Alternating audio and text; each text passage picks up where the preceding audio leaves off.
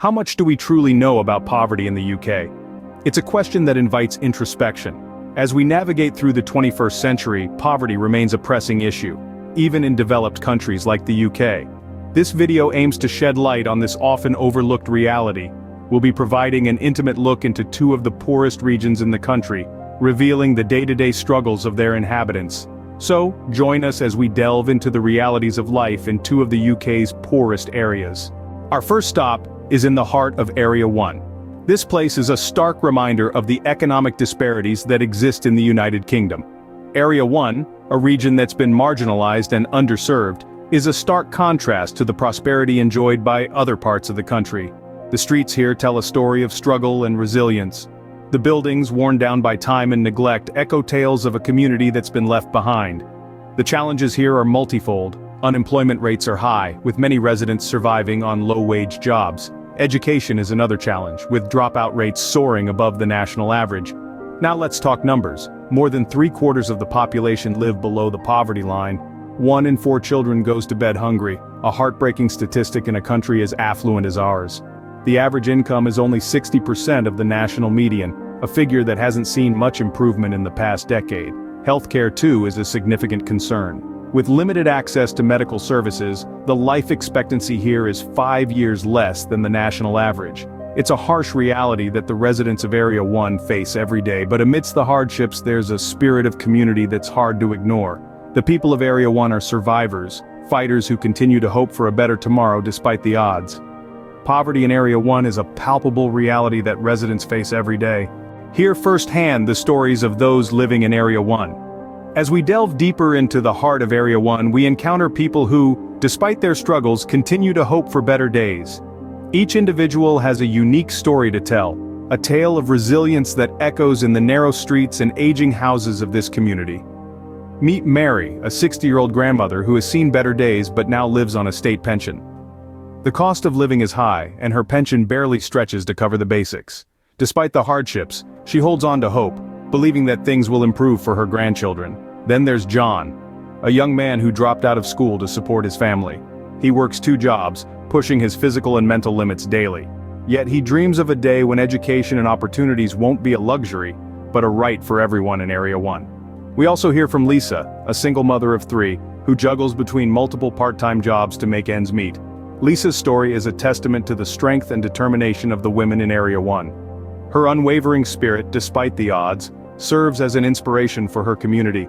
There's a common thread that binds these stories together: the struggle for survival and the indomitable human spirit. This is a community that has been pushed to the margins, yet they refuse to be defined by their circumstances. They continue to fight, strive, and dream of a brighter future.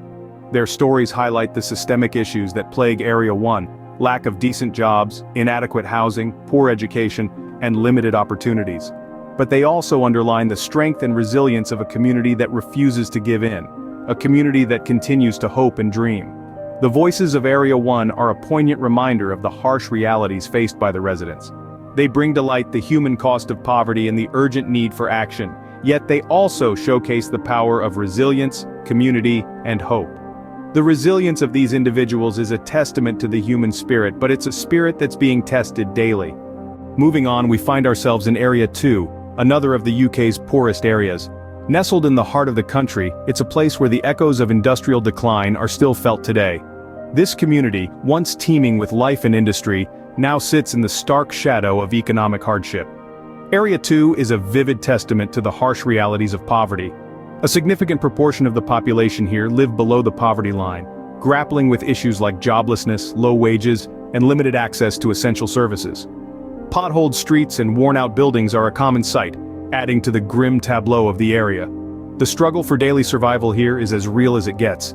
Families are often forced to make tough choices between heating their homes or putting food on the table. Children grow up in an environment where opportunities for a better future seem scarce, and the cycle of poverty appears unending.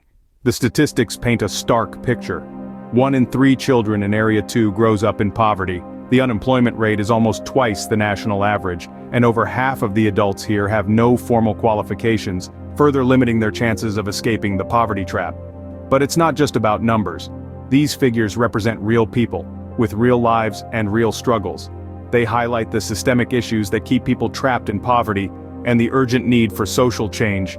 The realities of life in Area 2 echo those of Area 1, but with their own unique complexities. The residents of Area 2 share their stories. Listen closely now as we delve into the lives of those who call Area 2 home. From their lips to your ears, these are the tales of their everyday struggles, their dreams, and their resilience in the face of adversity. Meet Mary, a single mother of 3, working 2 jobs just to keep food on the table. She speaks of long hours and little sleep, but what resonates most is her unwavering determination. It's tough, no doubt, she admits, but I'll do anything for my children. They deserve a better future. Then there's John, a former factory worker turned handyman after his workplace shut down. He talks about his struggles to find consistent work, but he also shares his newfound passion for fixing things. Every day is a new challenge, a new problem to solve, John shares. It's hard, but it keeps me going. We also hear from Grace, an elderly lady who's lived in Area 2 all her life. Despite the hardships, she remains optimistic. It's not an easy life, but it's our life, she says. We look out for each other here. That's something you don't find everywhere. And finally we meet Tom, a teenager with dreams of going to university. I know it's a long shot, he confesses, but I believe that if I work hard enough, I can make it happen. I want to show everyone that where you come from doesn't determine where you can go. These are just a few voices among many, each one a testament to the human spirit's resilience.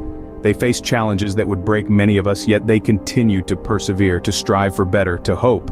And so we find that within the concrete jungle of Area 2, beneath the surface of struggle and hardship, there lies a deep well of strength and resilience.